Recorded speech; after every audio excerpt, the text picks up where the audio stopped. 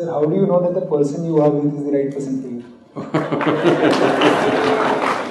Whoa, popular, huh? It once happened. Shankaran Pillai was at the family dinner, and when everybody settled down for dinner, he stood up at the table and announced, "I am going to marry Lucy, who's just across the street." I hope that's not the name. No, it is. Then the father said, "What? You going to marry Lucy? She has nothing. She's like a tramp. You going to marry that Lucy?" Mother said, "What? You going to marry that Lucy?" The uncles always pitch in these kind of matters, you know. Uncle said, "What? You going to marry that Lucy? Have you seen her hair? It looks fake." The aunt, "What? You going to marry Lucy? She's always painted. You going to marry that painted woman?"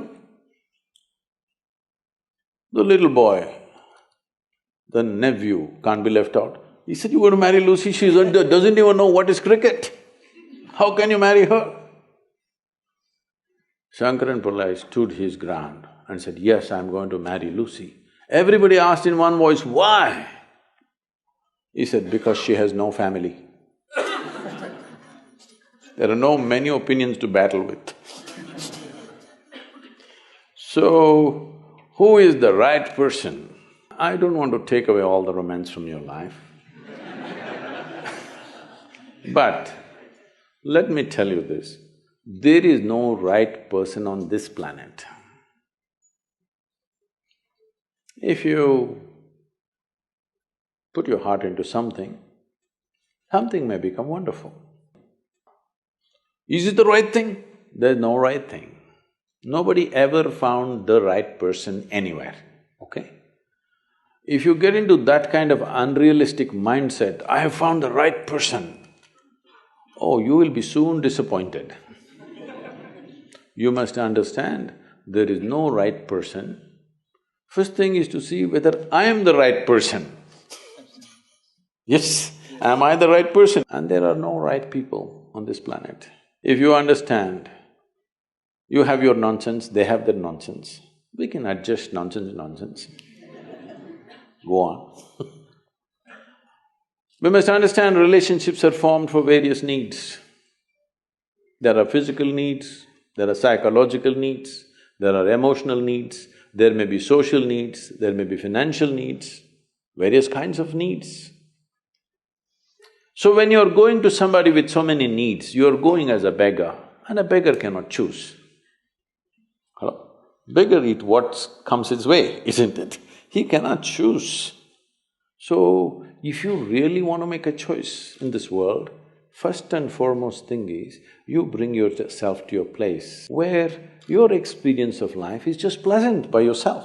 You're wonderful. Now, let us see what gets drawn to this one. If you're really wonderful, things will happen in every way, I'm saying. In terms of career, in terms of marriage, in terms of relationships, the best will happen to you because you made yourself like this. Instead of trying to work on somebody and fix them, if you work upon yourself and make you so wonderful that everybody wants to be with you, then there is a choice. And this whole thing is an American thing, that there is a soulmate somewhere. God made just one more person just for you. But these days, every 2 years, he keeps making one more person just for you. Obviously, God is making too many mistakes with you. See, body needs a mate, understandable. Maybe psychologically also you need a mate, understandable. Emotionally you need a mate. A soul cannot need a mate. So soul doesn't need a mate, nor was some person made perfectly for you, okay? This creation makes all kinds of unique idiots. If you understand you are one kind of idiot and the others are different kind, you will understand their nonsense because you know you got your stuff. If you think you're perfect and God has chosen you and He's made another person perfect somewhere else, you're heading for a disaster, okay? There's no such thing. Even, people today, after 5,000 years, people are still adulating and worshipping Krishna as the greatest lover, but his wives are dead unhappy with the guy. Yes. So, you're not going to find any perfect person. If you invest a deep sense of involvement, something wonderful may happen. It's because of your involvement, not because the other person is fantastic. No. Even if you choose a fool, actually it's easy that way. If they're not stupid, why would they come to you first of all? No, I'm just being nasty.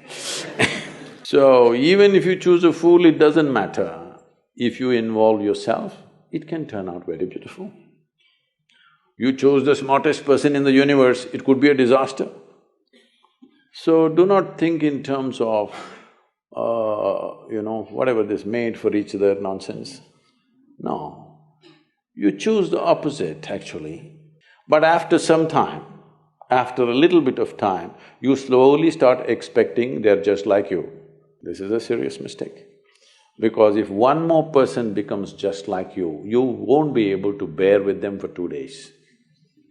Hello? Please tell me. If there's one more person just like you at home, could you live there? You're glad they're different. It's wonderful, nobody is like you, isn't it? Nobody is like you on this planet. Try and see. Nobody is like you, and that's good.